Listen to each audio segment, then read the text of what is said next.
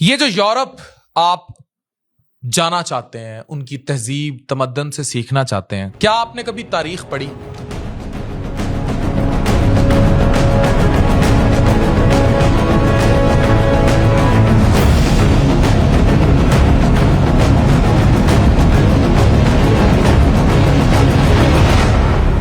آپ نے مسلمانوں کے طہارت کے کانسیپٹ کو پڑھا، from clean bodies to corrupt souls.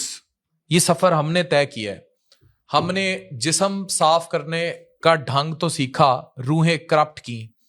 میں بہت اہم ویڈیو بنانے جا رہا ہوں اور میں چاہتا ہوں یہ ہر گھر سے شیئر کی جائے، وہ گھر جو سمجھتا ہے کہ یورپ مہذب تھا.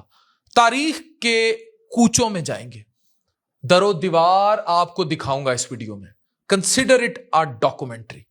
ذرا سوچئے، اگر ایک انسان نہ نہائے، اس کے جسم سے بدبو آئے اور وہ اسے اپنی آزادی کہے تو ہم اسے بیمار سمجھتے ہیں.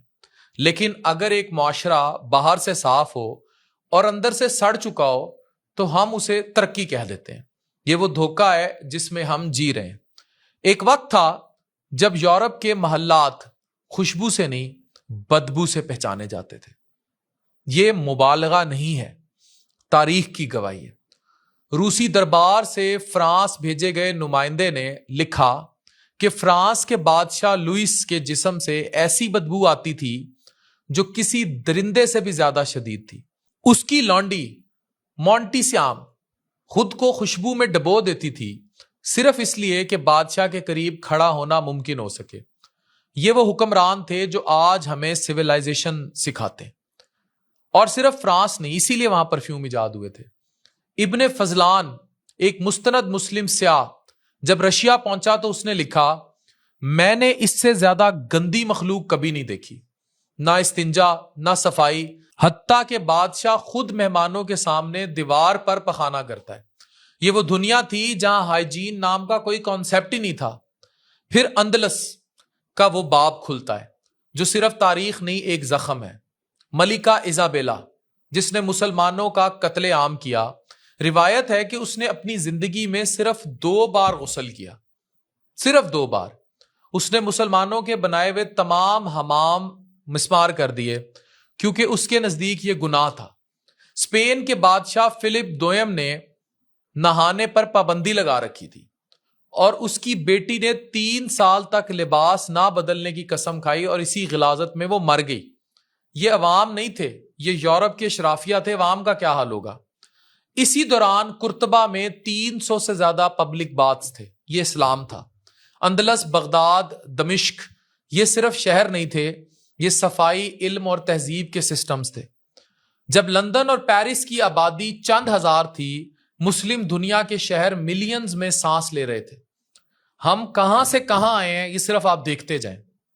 جب یورپ بدبو چھپانے کے لیے پرفیوم ایجاد کر رہا تھا، تب مسلمان طہارت کو ایمان کا حصہ مان کر جی رہے تھے.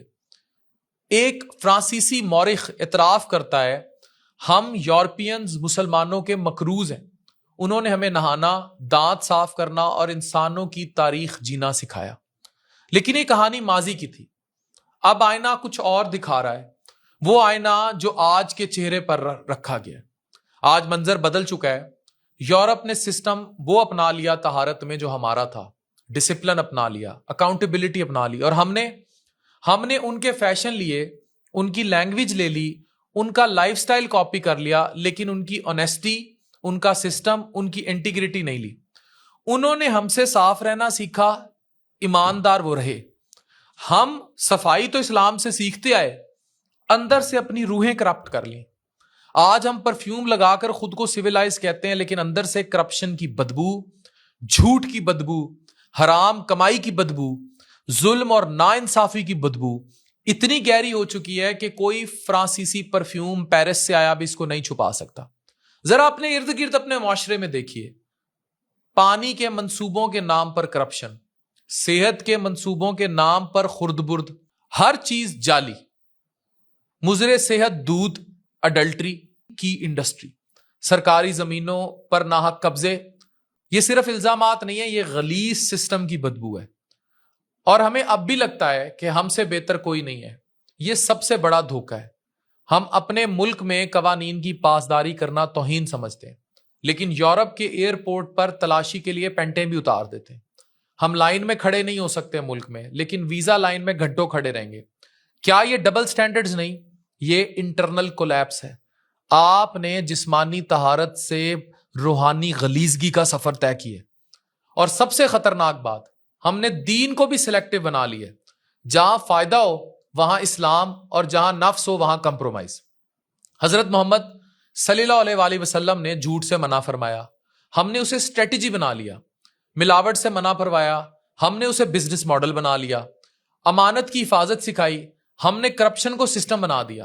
اور پھر کہتے ہیں ہم ان سے بہتر ہیں۔ کیسے بہتر ہیں؟ سچ یہ ہے، مسئلہ صرف یہ نہیں کہ یورپ کبھی گندا تھا، مسئلہ یہ ہے کہ ہم کب صاف تھے۔ ہم اس وقت طہارت میں تھے، لیکن ہم ڈس آنیسٹی کی طرف آتے چلے گئے، اور ہم اب گندگی سے بھی بدتر ہو چکے ہیں۔ ہمیں خود کو خبر نہیں ہوئی۔ یہ جنگ ویسٹ اور ایسٹ کے بیچ کی نہیں تھی، یہ جنگ انسان اور اس کے ضمیر کے بیچ کی تھی۔ اور جب ضمیر مر جائے پھر انسان چاہے 100 عطروں سے بھی نہا لے، وہ گندا ہی رہے گا۔ آخری بات، قومیں پرفیوم لگانے سے نہیں بنتی، پرنسپلز اپنانے سے بنتی۔ اور ایک وقت ایسا ہی ہے جب اس قوم نے جو مسلمانی طہارت سیکھی تھی اس کو روحانی غلاظت میں بدل دیا ہے، اور یہ پوری مسلم امہ کا حال ہے۔ یہ لوگ باہر سے صاف ہیں، اندر سے میلے، اور وہ یورپینز، وہ اندر سے میلے نہیں تھے، باہر سے میلے تھے۔ ہم نے انہیں میل صاف کرنا سکھا دیا۔ کہاں کھڑے ہیں آپ؟